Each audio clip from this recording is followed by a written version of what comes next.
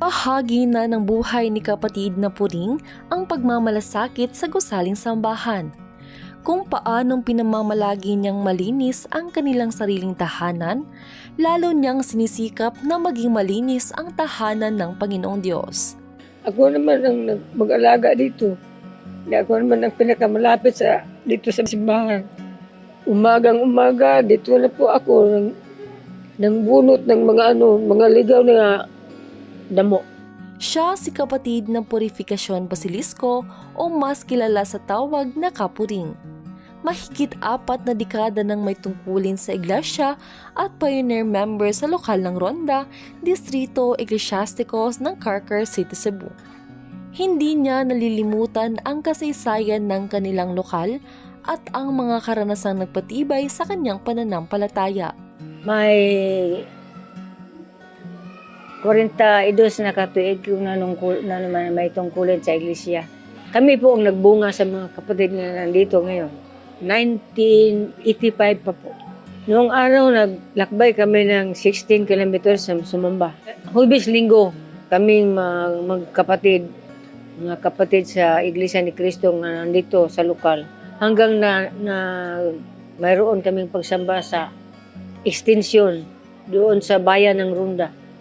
Nalipat nandito sa 1998. Sa loob ng mahabang panahon ng kanyang pananatili sa iglesia at sa kabila ng mga pagsubok na pinagdaanan, isang bagay ang malinaw kay kapatid na Puring. Ang pagtulong ng Panginoong Diyos ay kanilang natatanggap kapag sila'y nananalangin sa loob ng gusaling sambahan. Kaya gayon na lamang ang pagpapahalaga niya sa tahanan ng Panginoong Diyos. At ngayong lalong pinaganda at pinalaki ang kanilang bagong edipisyo, nag-uumapaw sa kagalakad ang nadarama ni Kapuring sa malaking biyayang espiritual na kanilang tinanggap. Wala akong maisabi kundi kaligayahan. Salamat po, puri sa Diyos. Marami kayong salamat sa tagapamahalang pagkalahatan na tayuan ng babagong simbahan. Maganda. Pinakamaganda dito sa aming bayan. Dili may sasabi ang kaligayahan. Hindi ma-explain. Ang una ang masami lang, maraming salamat sa Panginoon sa pamahala. Nang malaman po namin na pinagtibay ng tagapamahalang pangkalahatan, ay galak na galak po ang aming mga damdamin at patuloy po namin na ipinagpapanata at hanggang sa ito ay maitalaga sa ating Panginoong Diyos. Masayang-masaya po kami, lalo na po ang mga may tungkulin kasi napakagandang bagong sambahan po ngayon. At dito po kami patuloy na maglingkod, sumamba. Dito rin po kami patuloy na tumupad po sa aming banal na tungkulin.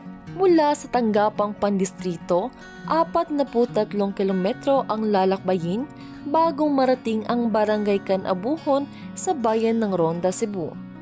Sa liblib na dakong ito, nagsisilbing bagong landmark ang gusaling sambahan ng Iglesia ni Cristo. Hanga-hanga sila. Nung nakita nila ang tayo na ito, yung makatingin, sabi nila, ano di na pa man na ito kung bukid ba na? Oh, gusto ng Diyos. Sabi naman, gusto ang Diyos ni Sibutang. Ipinagpapasalamat po natin sapagkat ang lokal ng Ronda ay nakabiyaya ng isang maganda, bago at modernong gusaling sambahan.